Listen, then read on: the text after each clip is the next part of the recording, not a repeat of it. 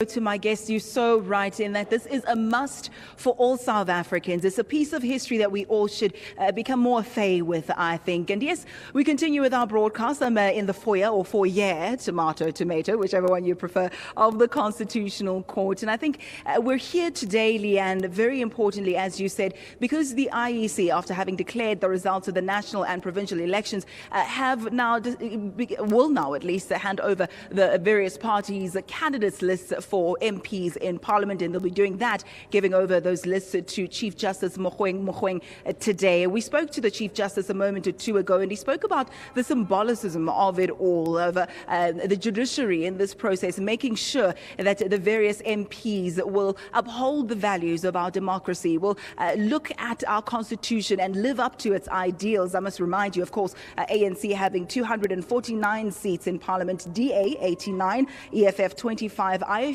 10, and the others will share the spoils, if I can say, the other smaller parties. So just taking a look at the country that we're in and the democracy that we share and the constitution that we strive to uphold as a people, something else that captures those sentiments are the works of art all around me here at the Constitutional Court. And someone who's going to speak to us about that is the curator and also a lecturer at WITS in History of Art, Stacey Voster. Stacey, a very good morning to you. Thank you so much for joining us. Thank you so much for having us on the show.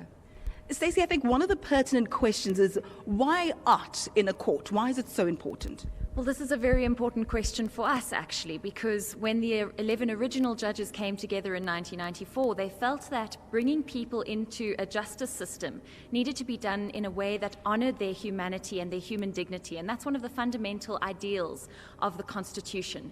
And two very special judges took on the portfolio of decor, Justice Albie Sachs and Justice Yvonne Mogoro.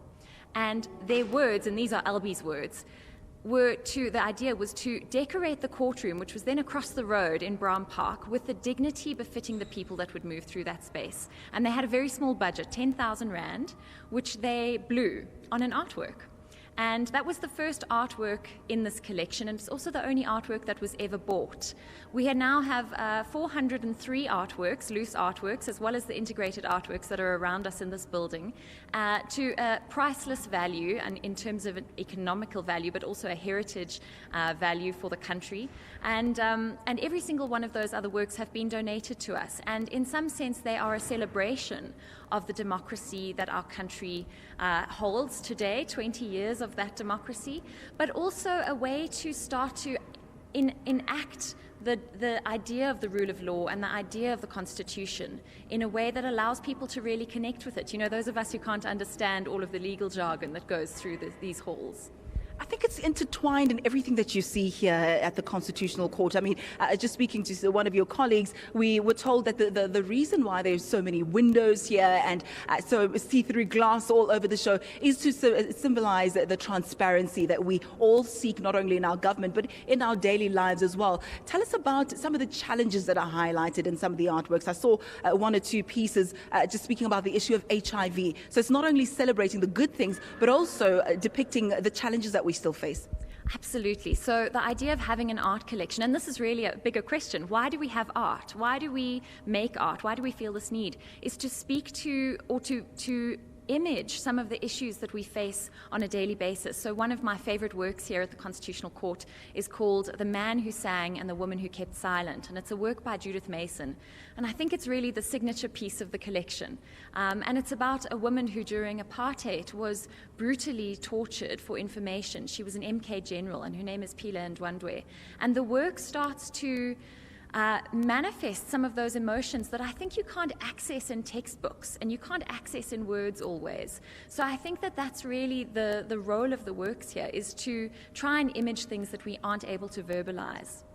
And just speaking to Chief Justice Mogoeng a moment or two ago, he spoke to us about the role of the judiciary in choosing or selecting or electing the MPs, and that it's a reminder to them that they need to live up to the ideals that so many people fought for, such as the woman who was silent, all those ideals, all those values that they need to be mindful of. And I suppose the art also reminds us of where we are, where we're going. Absolutely. I think we need to encourage people to come to the Constitutional Court, because I think this space is really a monument to the values of our democracy. And sometimes when you're feeling hopeless, I invite you to come and take a walk here and be reminded of not only where we've been, but where we're going. And that's really the strength of this space as a monument. And the strength of the art collection is to inspire hope for the future. And I hope that the new members of Parliament will take a walk through the corridors and really think about what the task is that lies ahead. Very quickly, us ordinary citizens, how do we make sure that we are remembered or reminded at least of all this beautiful history that we have?